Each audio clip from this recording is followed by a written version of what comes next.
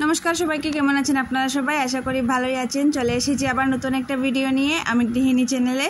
তো সবাইকে আমন্ত্রণ জানাচ্ছি এই ভিডিওটা দেখার জন্য। আর এই যে দেখুন সকাল এখন 8টার মতো বাজে, 8টা সাড়ে 8টা হবে, কিন্তু অবস্থাটা দেখুন, ওয়েদারটা কীরকম করেছে, একদম অন্ধকার করেছে। খুব বেশি বৃষ্টি আসবে, বৃষ্টি তো দিচ্ছেই। কালকে পুরো দিন কি সকাল থেকে দিয়েছে, দুপুরবেলা একটু সময় দেয়নি, কিন্তু বিকাল দিক থেকে যে বৃষ্টিটা শুরু করেছে অনবরত দিতেই আছে। কিন্তু এখনের অবস্থাটা দেখুন, এত অন্ধকার করেছে আর এত হাওয়া দিচ্ছে কি বলবো আপনাদের। তো যাই হোক, সকাল সকাল উঠে গিয়েছি, মেয়েকেও স্কুলে পাঠিয়ে দিয়েছি, তারপর থেকেই আজকের ব্লগটা শুরু করছি। আর এই যে দেখুন কীরকম হাওয়া দিচ্ছে,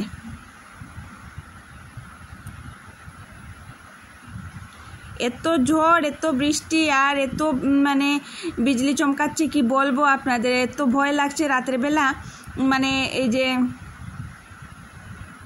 বৃষ্টির যে গুড়ুম গাড়ুম শুনে এত মানে লাগছে কি বলবো। আর এখানে এই যে কালকের কাপড়গুলো ধুয়ে দিয়েছিলাম, একটাও কাপড় কিন্তু শুকোয়নি। তো যেভাবে আছে সেভাবেই আছে, তো কোনো কিছু করার নেই। আজকের যেটা কাজকর্ম আছে করার সেটা তো করবই, না করলে না হয়। আমাদের যে রেস্ট নেই, একটা কথা বললাম আমি গত ব্লগে, তো আমাদের রেস্ট নেই, আমাদের চলতেই হবে। তো যাই হোক বন্ধুরা, এবার নিচে যাই আর আমার পাশে থাকবেন, সঙ্গে থাকবেন। পুরো দিন কী করি না করি সবটাই আপনাদের সাথে শেয়ার করব। আবার একটা মেঘলা দিনে কি করি না করি, মেঘলা দিনে কাজ নেই বললে কিন্তু হবে না, কাজটা কিন্তু পুরোটাই আছে। শুধু বাইরের যে কাজবাজ এগুলো একটু মানে বাইরে কম যেতে হয় সেটাই আর কি, কিন্তু পুরো কাজবাজটা ঘরের ভিতরে রান্না বান্না, খাওয়া দাওয়া, কাপড় চোপড় কাচা, তারপর বাসন টাসন ধোয়া সব কিছুই আছে আমাদের। কিন্তু বৃষ্টি দিচ্ছে বলে যাব না সেরকম মানে কোনো নেই, যাব না, যাওয়ার তো কোনো জায়গাই নেই। ঘরের ভিতরেই আমাদের কিন্তু মানে ফুল ওয়ার্কিং ডে, আমাদের বৃষ্টি হোক রৌদ্র হোক আমাদের ওয়ার্কিং ডেটা চালুই আছে। তাহলে এই যে দেখুন, তারপর যখন খুব বেশি ঝড় এসেছিলো নিচে চলে গিয়েছিলাম, গিয়ে একটু বসেও ছিলাম। তারপর ভাবলাম কি না, বসে থেকে তো আর লাভ নেই, দুই একটা কাপড় চোপড় আছে যেগুলো তো আর কাচতেই হবে, কোনো মানে করলে হবে না, কনসিডার করলে হবে না। তো কাপড়গুলো কেচে তারপর স্নান টান করে পুজো টুজো দিয়ে দিয়েছি। তারপর কিন্তু কাপড়গুলো আমি এখানে মেলতে এসেছি, কারণ যখন কাপড় কেচে স্নান করেছিলাম এত বেশি বৃষ্টি দিচ্ছিল মানে হচ্ছিল যে আমি যদি এখানে উপরে এসে কাপড়গুলো মানে মেলতে লাগতাম তাহলে আমি নিজেই ভিজে যেতাম। মানে ভিতরে হলে কি হলো, উপর থেকে বৃষ্টি না পড়লেও বাতাসের যে একটা বৃষ্টিরই আছে না, প্রচণ্ড বাতাস, বৃষ্টি তুফান দিচ্ছিল, মানে কি বলবো।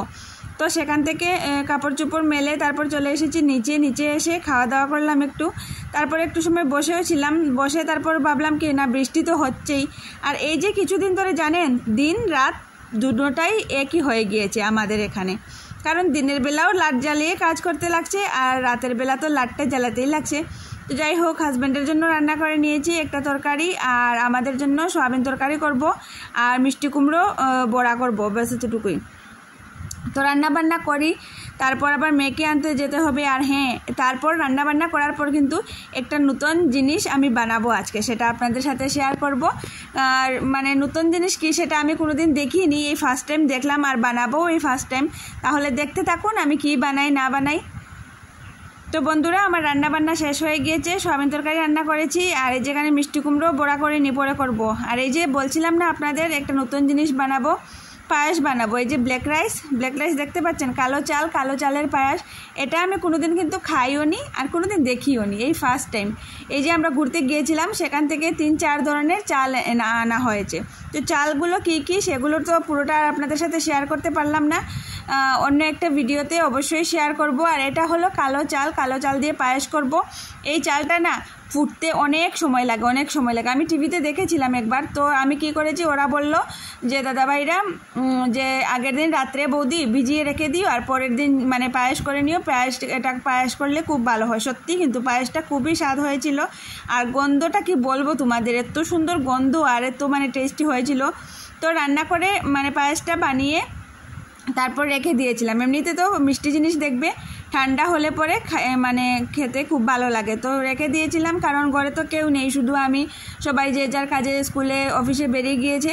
তো সেই জন্য আর মানে গরমও ছিল, রান্না করে তারপর ওটা বানালাম আর বানিয়ে তারপর রেখে দিয়েছিলাম। তো এই চালটা আনা হয়েছে আর আরও 2-3 ধরনের চালটা আনা হয়েছে। আর এই যে একটা গ্রিন কালারের চাল, যে এই যে আমি চৈত্র সংক্রান্তির দিন রান্না করেছিলাম তোমাদের দেখিয়েছিলাম, সেটাও আনা হয়েছে। তো আরও 2 ধরনের চাল আছে, সেটা একদিন শেয়ার করব নিশ্চয়ই।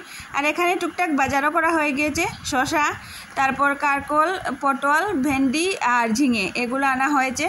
তো আর রান্নাবান্না তেমন কিছু করব না, সোয়াবিন তরকারিটা থেকে গিয়েছে আর হাজব্যান্ডের তরকারিটাও থেকে গিয়েছে। তো আর এখন কিছু রান্না করব না, শুধু মিষ্টি কুমড়োটা বড়া করে নেব, ব্যাস হয়ে যাবে।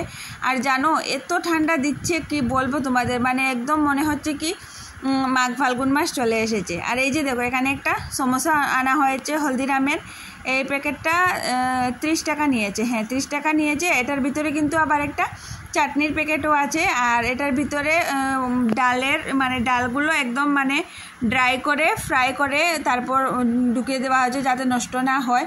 আর এটা খেতে কিন্তু ভালো লাগে, আমার হাজব্যান্ডের খুবই প্রিয়। তো যেখানেই যায় না কেন এটা যদি পায় তাহলে নিশ্চয়ই আনে। তো তোমাদেরকে যে বলছিলাম এই চালটার কথা, এই চালটা না এটাকে ব্ল্যাক রাইস বলে।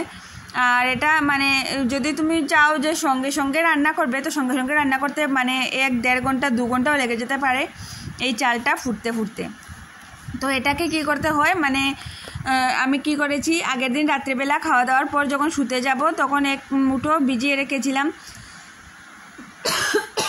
একটু করেই এনেছি। আমার না এত খুসখুস কাশি হয়েছে কি বলবো তোমাদের, মানে কাশিটা কমছেই না। দিনের বেলা অতটাও বোঝা যায় না, কিন্তু রাত হলে বেড়ে যায়। তো এই চালটা একটু করেই আনা হয়েছে। তো আমি ফার্স্ট টাইম যেহেতু ট্রাই করছি, কি হবে না হবে, যদি নষ্ট হয়ে যায় এতটা দুধও নষ্ট হয়ে যাবে, সেই ভেবে আমি একটু করেই বানিয়েছি। ভাবলাম কি দেখি কি হয় না হয়, পরে আর একদিন না হয় একটু বেশি করেই করব। তো না, খেতেও ভালো হয়েছে আর গন্ধটা তো খুবই সুন্দর হয়েছে। তো আমি মিষ্টি কুমড়োগুলো এখন বড়া করে নেব। আর প্রচণ্ড বৃষ্টি দিচ্ছে কিন্তু বাইরে, এখন পর্যন্ত বৃষ্টি হয়েই যাচ্ছে। জানি না ভগবানের কি মানে লীলা। আর নিউজে তো দেখলাম যে কোনো কোনো জায়গাতে ফ্লাডও হয়ে গিয়েছে, আর চারদিকে ঝড় তুফানে যা নষ্ট যা ক্ষয়ক্ষতি করছে লোকদের, মানে কি বলবো, এগুলো মানে মোবাইলে বা টিভিতে দেখলে চোখ দিকে এমনিতেই মানে জল চলে আসে। কোনো কোনো আমাদের পাশের বাড়ির এক মানে কাকিমার মেয়ের বাড়িতে তো ওরা ঘুমিয়েছিল আর তুফানের শব্দ শুনে উঠেছে, তার একটু পরেই ওদের ঘরের উপরে একটা বড় মানে গাছ জ্বর সইতে আর কি মানে উকড়ে পড়ে গিয়েছে। তো ভাবো কি কষ্ট করে ওরা বেঁচেছে আর কীভাবেই না দিন যাচ্ছে। তো এরকম অনেক লোক আছে টিভিতে বা নিউজে দেখা যায়, ওদের জন্য সত্যিই খুব খারাপ লাগে। কিন্তু প্রকৃতির উপরে তো আর আমরা কিছু করতে পারবো না, সবটাই ভগবানের হাতে। তো ভগবান যেহেতু আমাদেরকে মানে যেভাবে বাঁচিয়ে রাখবার সেভাবে তো বাঁচিয়ে রাখবেনই, সেটা ওনার মানে ভগবানের ব্যাপার। জন্ম দিয়েছেন যখন আহার নিশ্চয়ই দেবেন। তো যাই হোক বন্ধুরা, আপনাদের সাথে গল্প করতে করতে আমার ভিডিওর একদম শেষ দিকে চলে এসেছি। তো আর ভিডিওটা খুব বেশি বড় করব না। তো কেমন লাগলো না লাগলো কমেন্টে অবশ্যই জানিও। আর নতুন ভিডিও নিয়ে খুব তাড়াতাড়ি আসছি। আর প্লিজ আমার পাশে থেকো, সাপোর্ট করো আমাকে। আর যারা নতুন দেখছো তাদেরকে বলবো চ্যানেলটাকে সাবস্ক্রাইব করে নিও, পাশে থেকো। তোমাদের কিন্তু মানে সাপোর্টটা আমার খুব বেশি দরকার। তো বন্ধুরা আজকের জন্য বিদায় নিচ্ছি, খুব তাড়াতাড়ি নতুন একটা ভিডিও নিয়ে আবার আসছি। টাটা সবাইকে। আর দেখতে থাকো আমি গৃহিণী চ্যানেল।